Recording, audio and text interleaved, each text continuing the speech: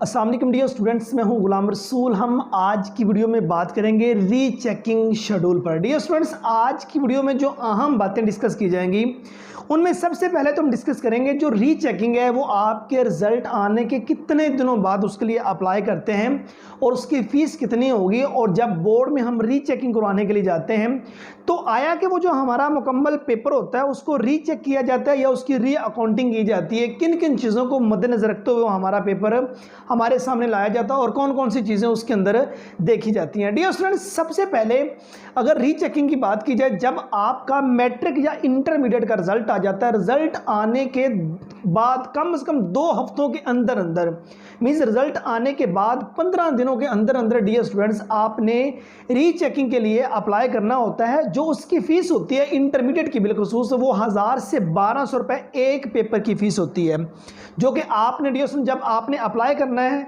मतलब कि आप जिस बोर्ड से भी आपका ताल्लुक है, अगर आप साहिवाल बोर्ड से हैं, लाहौर बोर्ड से, उनकी वेबसाइट पे जाके आपने रीचेकिंग के लिए अप्लाई करना है और बैंक में आपने उसकी फ़ीस सबमिट करवानी है और उसके बाद आपने जो फॉर्म है वो जाके बोर्ड में जमा करवा देना है। तो डियर स्टूडेंट्स, आपको उसके बाद बोर्ड की तरफ से कॉल आ जाएगी, आपने अपने पेपर की रीचेकिंग के लिए चले जाना है। अब इसके अंदर जो सारी चीज़ें देखी जाती हैं उनमें वन चीज़ें जो सी वो आपको डियर स्टूडेंट्स शेयर करूँगा। सबसे पहले जो रीचेकिंग के लिए स्टूडेंट जाता है सिर्फ पेपर तक उसको जाने देते, उसके साथ उसका वालिद, उसका टीचर कोई भी जाए तो उसको अंदर साथ नहीं जाने देते। वहाँ रीचेकिंग नहीं होती, वहाँ री अकाउंटिंग होती है।